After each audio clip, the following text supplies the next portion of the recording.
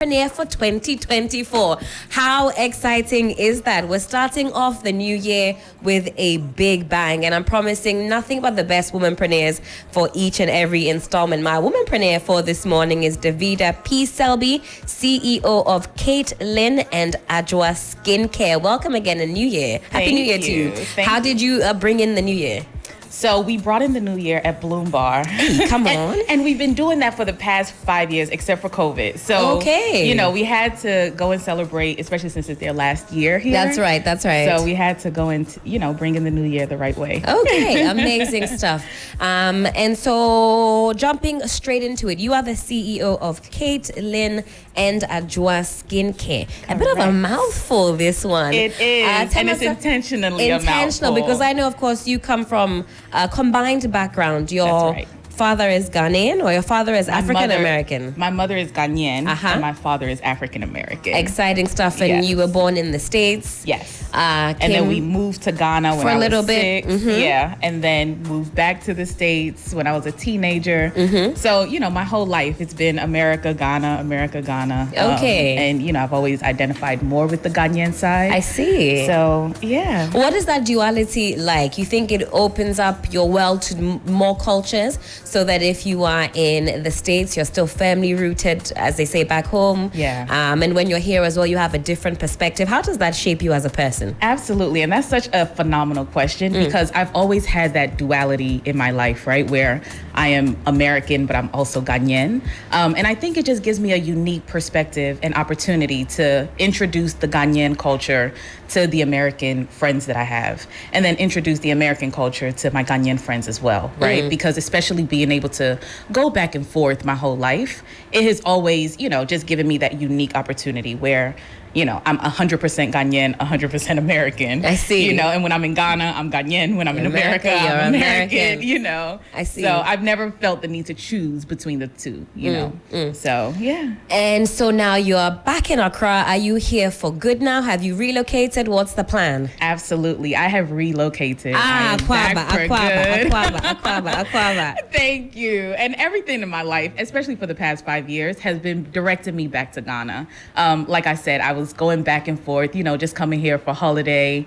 And then we started the travel part of the company. So we would bring African Americans specifically, to Ghana. And then it got to a point where I said, you know what? I'm enjoying myself in Ghana too much. It feels like home. It is home. It is home. And it started getting harder and harder every time I had to go back.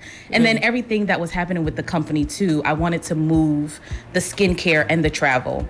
And then let's get into that, the skincare and the travel. Absolutely. Because now that's two different types of businesses. Started off with the skincare on one side and the travel on one side. So break it down to us, when the skincare started, how you infuse that with the traveling as well. Absolutely. And it's a really interesting story. So 2016, I was working with a PR firm and beauty was like the main products that I was working on.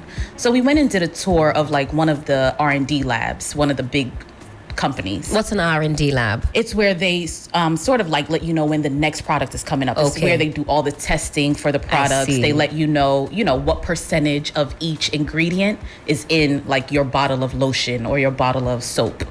So we went and did this tour, and they were telling us about this new innovative product that they were coming out with, shea butter, right? I called my mom immediately. I love it. The Americans call it shea butter. Yes. We call it shea butter. Shea butter. Shea butter. And then you take it a step further. I called my mom, like, they're trying to sell Inku cream to these Americans, saying that it's new products, right? And it's what we all grew up on. Yeah. We knew shea butter, since we were little.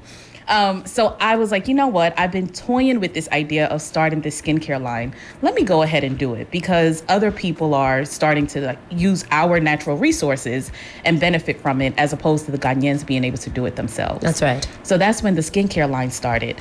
I would come back home at least 3 times a year, taking pictures around, and then my friends in America, they'll say, oh, I thought you said you were going to Ghana. I was like, I am in Ghana. And then I started realizing so many people just have no idea what Africa or Ghana looks like, what the culture is here, and what's really happening on the ground. And so they were confused and shocked. They didn't think that Africa or Ghana could look like that. Exactly. We're going to these rooftop restaurants, or even like going to families' houses. They just had no idea what Ghana would look like. So then that gave me the opportunity to say, now that we have this skincare line, we can take it a step further and really introduce our culture to those who don't know. So initially it started with, let's bring people to Ghana, let them experience all of like the Ghanaian beauty secrets, right? Introduce them to the sapor sponge, the black soap, you know, the shea butter, everything else that we have here. Because everyone is always like, oh, you have such beautiful skin. And I'm like, if you go to Ghana, you'll see this is how 90% of the people look. We're all here using our shea butter. And if you're watching us on Facebook or on X, hello, we're live on there. And you can see what Davida is talking about. The skin is flawless, by the way. So is yours, my dear. So is yours. Shea butter. The shea butter. So, you know, that's how it initially got started. And then we started realizing, you know what? They're really enjoying the culture. Let's just make it a 7-day vacation. Let's introduce everything, our food, our art, our architecture, and, you know, just make it KLA goes to Ghana. So I've been saying that since we started, like in 2018, KLA goes to Ghana. So now KLA is Caitlin and Adjoa. That's Caitlin and Adjoa. KLA goes to Ghana. Okay. And now we've gone to Ghana. We've moved to Ghana. How many trips have you done so far since the inception of KLA goes to Ghana? This is our 16th trip that we're on currently. Trip. And on average, how many people embark on this journey? 20 to 25. That's a big group. Yeah, and we're sold out next year. So now that I'm living here, we've decided to do one trip every month. Wow. And, you know, we're sold out through 2025. Thank God. That is exciting. So spotting an opportunity and then, you know, bringing it to life. That's no easy feat. And congrats to you. Thank you. But again, back to the skincare line, Caitlin and Adjoa. That started in which year? 2016. 2016. Yes. And then we started the travel piece in 2018. In 2018. Yes. What does the skincare line offer? What are the products that you've got on offer? Absolutely. So we have shea butter, the body butters.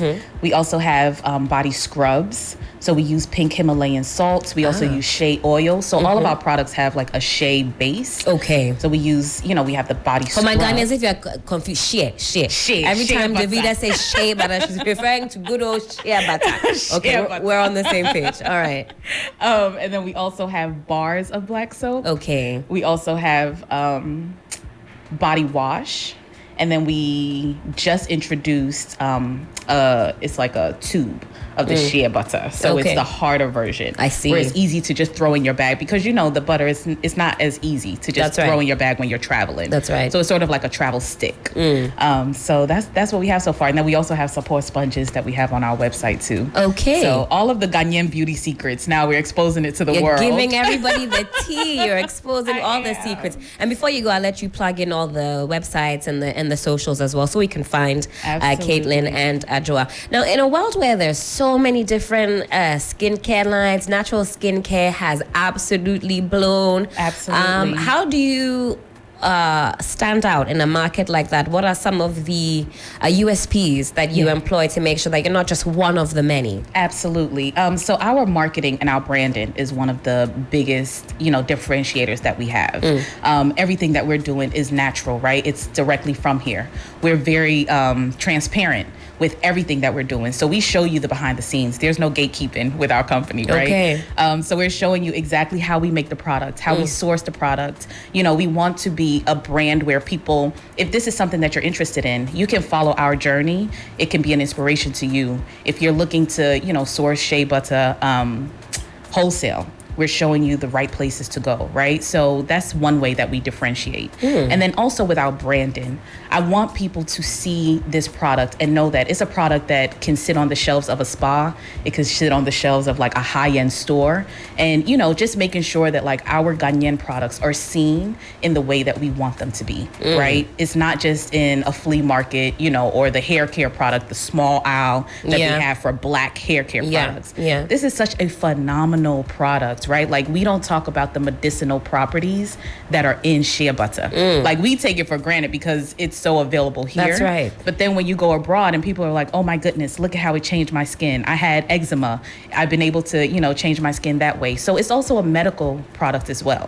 So that's another, you know, marketing tool that we use when we talk about our products. And we just want people to be proud of these products that are coming straight from Ghana. Necessary, especially now when we think about the cosmetic industry. That's right. And every time you pick up a product, you don't even know that there's some type of bleaching agent in there. Right. I found that out quite recently, that even in the things I thought were innocuous enough, there's some type of agent in there that's not good for your skin. Absolutely. And even when you think about the products that the ingredients they put in your products to keep the shelf life, we have eliminated all of that. So we let you know this jar should be used in the next 30 days, right? We use essential oils. We don't use any fragrances in any of our products. Because myself, I have very sensitive skin. I see. So as soon as I put something on that isn't natural or doesn't feel right, I can immediately tell. So I say, you know what? Let me start making products for people like me.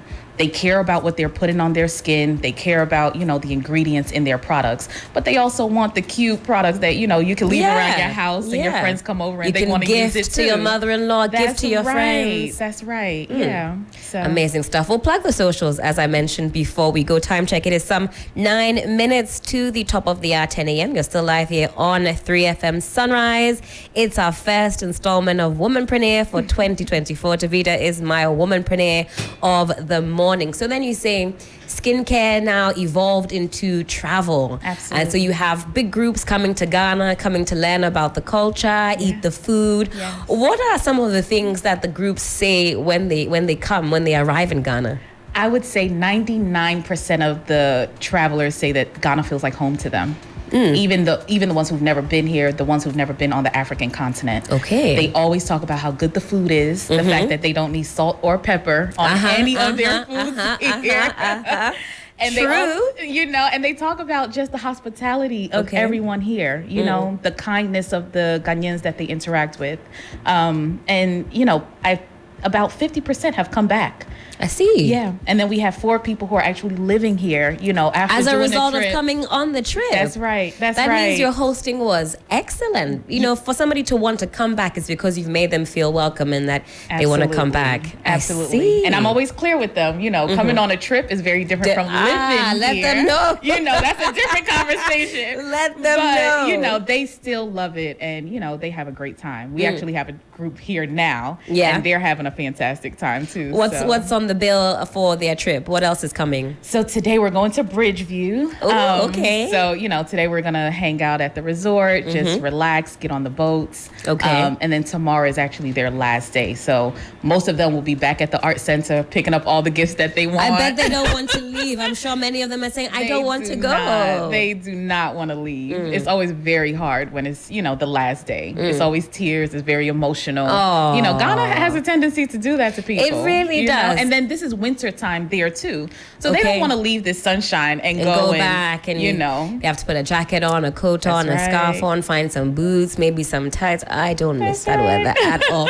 But from where you sit in the last couple of years, having done these trips, what would you say Ghana's tourism sector looks like? Are we doing enough to attract more travelers into the country? If you could make any recommendations to the powers that be, hey, Davida, what would you say? Maybe top 3 things, because again, you're in this business. Absolutely. So some tips, because we've been exploring the topic of tourism and how that can help us as a country. Yes. I mean, that our economic troubles abound. Absolutely. That's no secret. Yeah. And so for Ghanaians like myself, we're thinking, what can we do to boost the economy? Tourism is a great avenue, but are we really doing enough? We're doing a lot, but it's not enough, in my opinion, right? Okay. And I don't know how to sugarcoat questions, so we don't sugarcoat anything here, because constructive advice, criticism, Absolutely. and a lot of people listen to 3FM 92.7. I'm not bragging, okay? Yeah. They listen. And they should. As they should. Give us some tips. Yeah, so I would say specifically for tourism, knowing that so many of the travelers who are coming to Ghana, one of the main places that they're going to go is Cape Coast, right? That's right. This sort of become like our pilgrimage, especially for African Americans coming to Ghana. They want to go and see the site where this horrific, thing took place. So they want to go their and see the slave ancestors. castles. That's right. The fact that there are no rest stops along the way. So there are no bathroom breaks. It's a 4-hour drive from Accra to Cape Coast. And there are no rest stops. There's nowhere that you can stop and use, a clean bathroom. The roads getting there It's really tough, I right? haven't been in a long time. It's still not great. No, and it has actually gotten worse since 2018 when we started. So it's not even a safe journey where there are no street lights. The roads are not safe. And this is a drive that you're doing for 4 hours. So something like that, I think, we can all come together to figure out a solution. And then also when we come, we love enjoyment, of course. There's so many different bars. Every time you come, it's a new club that's opening. It's a new bar. It's a new lounge. I think if we can think through different activities for people for different ages, right? Okay. So you don't only have like the millennials who are coming. What do we have to offer for like the younger kids besides just Abri? What do we have to offer for the, older people who are coming? Yeah. And then just making it accessible. So thinking through like wheelchair accessibility. We don't really have that. And those are the small changes that we can make. I don't even think disability officers have a wheelchair access. So we have a long way to go, Davida. And we've been getting questions like that for different big groups who want to come, and it's heartbreaking when I'm like, you know what, we just don't have it, so and we can't include very hard to navigate. That's right. That's right. So when we think about a country that's really prepared for tourism, we have to think about the inclusion. That's food for thought, Davida, because I don't know if we always think about these fine details like accessibility, inclusion. That's right. I mean, Road Network comes up all the time, and we speak about that here, that if we want people to go and see these iconic sites, that's right, getting there shouldn't be a hassle. That deters even me from embarking on some of these journeys. I'm in the car, I'm drinking a Savannah or two, I can't even get down to Beats. That's right. And sometimes with us, I don't think about it until we're with travelers, because if it's just me and my friends, we have no problem jumping out, bring tissue, you'll find one bush like we do. Yeah. But when you're talking about people who've never experienced Ghana, and I want to show them like the level of excellence that we know we can achieve, right? I want to show them the best of Ghana, and not having even a rest stop. Even when we're going to Akosombo, like today, it's a 2-hour drive. There's nowhere to stop to use a restroom. And I think if we can just tweak little things like that, I'm more than happy to be a part of the solution of what we can do, because it affects my business as well. Of course. And, the goal is to make sure that more people can come and experience Ghana. More people can move here. Even the idea of me moving my company here was to make sure that I'm offering jobs to the people who are on the ground. It wasn't fair for me to just come to Ghana for like 2 times out of the year, hire these people, and then go back home. It was like, how can we provide sustainable, jobs for the people who are working with Caitlin and Ajwa? And one of the ways was me moving here. But we need to also make sure that as a country as a whole, we're also, providing. Absolutely. And this is something we can expand on further when we get into issues of tourism. I'd love to have you on a panel, for example. You give us some of your nuggets of wisdom. But we're wrapping up very shortly. Okay. But Caitlin and Ajwa, yes, what is the forecast for 2024? What are you hoping for most for your skincare line? So for 2024, I'm so excited. We just signed literally the lease for our warehouse here. Exciting. So getting the warehouse up and running, getting all of the employees, completely downloaded with what needs to happen. That's number one. And then number two, getting into more big stores in the U.S. So right now we've had a partnership with H&M. And then that was also another reason why we needed to move. So this is H&M, the clothing brand. H&M. That is big. Yes. Well done, Davida. So through a nonprofit in Atlanta, Buy From a Black Woman, we were able to have a partnership with H&M. So getting into more bigger stores like that, and now that we're here, now that we have the correct staff, we're able to, really get our customers the products that they love. Amazing stuff. Plug the socials for us. How do we get our hands on some shea butter? Shea butter to you and I. How do we get our hands on some of the products? What are the socials? Absolutely. So the channels for everything for KLA is Kate, Lynn, and Ajwa. So it's KATELYNN and AND, Ajwa, ADWOA. So that is our Instagram, Facebook, our website. That's All of it. Caitlin and Adjoa. And for those Spelled who out the whole way. might be watching this back on our socials, because we have our interviews also on our socials. If they miss any of that, yes, that was my train of thought. Check out the videos and you can hear more. What about those who want to join in on the trip? So maybe you're watching us from outside of Ghana, and maybe you're listening to us or watching us from the States. How do they get involved in the travel? Can they get that information on the Caitlin and Adjoa socials and on the website as well? Absolutely. So we have it on the socials. We also have it on our website, where you can join one of our group trips for the ones that are not quite sold out yet. Or if you're interested in doing a personal trip, if you want it to be you and your family, if you have a big group of people who want to come, we also have that option for you as well, all on the website. All on the website. Yes. Are you guys going to go to Tamale at some point? Have you done that in your travels yet? So just recently, we went to Kumasi. Okay. We went to try out Kumasi to see if we can add it to the itinerary. I fell in love with the place. Okay. And then also Tamale, I went to Tamale because that's where the Shea Butter is. Of course. So they can do the Shea Butter tour. So our February group is the first one that has some people going to Tamale. Oh, they want to go to amazing. Malay National Park. Okay. All of it. So, and then now Tamale has the international airport. So you can fly in and it will be much easier. There's a cookathon happening in Tamale as we speak. Chef Phyla has been cooking now for about 32 hours. Oh, wow. She's looking to break the current record, but she wants to cook for 160 hours plus. So it's all kicking off in Tamale. It would have been nice if your group was able to get involved in the action, but in February they can go and check it out. Maybe they'll mark the place where she was doing the cooking as, maybe an iconic we can take site. some pictures or take some something. pictures there. At least say, you guys were at the World Record Breakers hometown, or whatever the case may be. That's maybe right. something to add to your itinerary. I won't charge you for this consultation. But Davida, I appreciate that. I don't know if I can afford your fee. I don't think so either. We're very expensive in 2024. Thank you so much for joining us on Womanpreneuer, for being our first Womanpreneuer for 2024. Wishing you all the success for your businesses in the coming year. Don't be a stranger. There's a lot more to discuss. The tourism angles, I think we can expand on further. So do have an amazing year. Thank and you. don't be a stranger. Do come back. Absolutely, I will.